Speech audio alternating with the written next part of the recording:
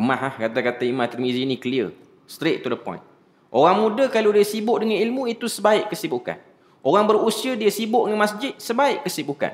Orang perempuan dia banyak waktu berada di rumah, sebaik-baik keberadaan. Dan orang yang suka kacau orang-orang jahat ni banyak duduk di penjara paling terbaik. Masalah sekarang, orang jahat ni duk buat live hari-hari. Tuan-tuan boleh bayang, di negara kita ni, orang buat jahat secara terbuka, cari talent baru untuk cari orang baru untuk training jadi jahat. Kita tengok ada satu orang yang dulu pernah ditangkap kerana buat, kita kira penzina, berzina secara terbuka. Ada satu video dia yang tersebar, dia nak cari pula pelapis-pelapis baru. Sekarang dia nak cari pelapis imam pun dah benak dah nak cari. Ni pelapis kepada penzina dia nak. Dengan offer gaji 20-30 ribu. Terbuka. Pernah masuk mahkamah apa semua pun, tapi mungkin dia sempat lari luar negara macam mana. Jadi dia masih lagi berleluasa. Jadi bila mana benda ni berlaku, apa yang jadi? Akhirnya benda terbuka. Tuan-tuan boleh bayang, waktu dia keluar daripada mahkamah ataupun waktu dia dibebaskan, yang lelaki tadi tu, yang nak cari new talent untuk jadi gigolo apa semua ni, dia keluar daripada penjara, dia berjalan di mall, ada orang Melayu kita, Melayu, bersalam macam dia tu ulama. Ada gambar bersalam. Macam ucap tahniah menang mahkamah.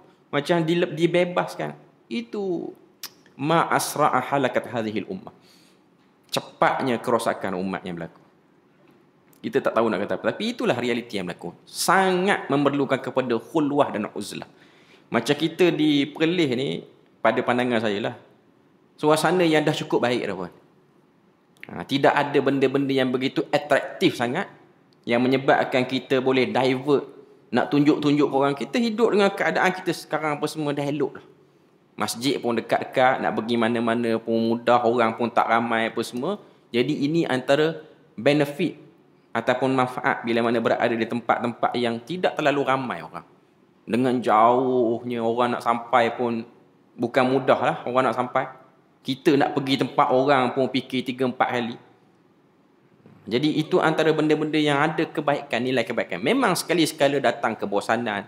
Bagi orang muda lah kot. Sekali-sekala datang rasa macam tak ada apa semua. Tapi itu lebih baik daripada duduk di tempat yang ada apa tapi membawa kepada kerosakan.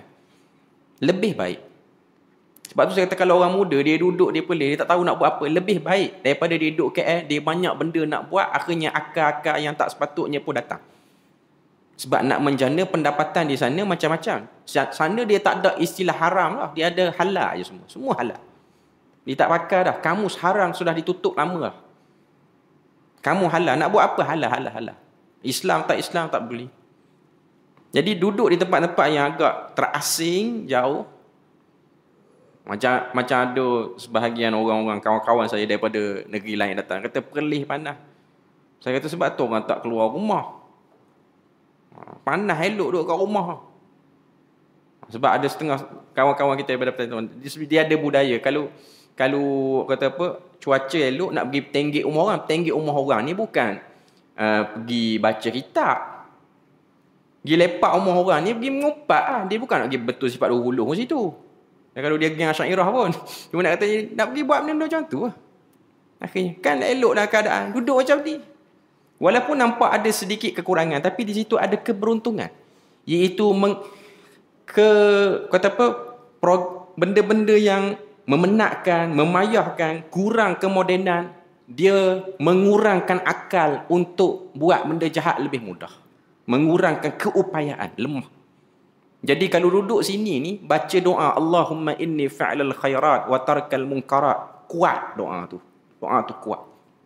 Wa hubbal masakin pun kuat. Sebab memang suasana cukup membantu. Sesuai. Cuma tuan-tuan tak perlu pergi masuk gua lah, walaupun Perlis banyak bukit ni. Duduk masjid je. Masjid dah banyak. Tak perlu pergi masuk gua Kelang duduk boleh 40 hari. Keluar-keluar putih jadi. Tak payah. Gua Kelang bagi Jabatan Perhutanan dah lah urus. Tuan-tuan duduk masjid. Itu sebaik-baik tempat. Dah elok dah. Ini antara benda-benda yang saya nampak lah. Yang saya nampak. Okay, jadi ini uzlah yang terbaik.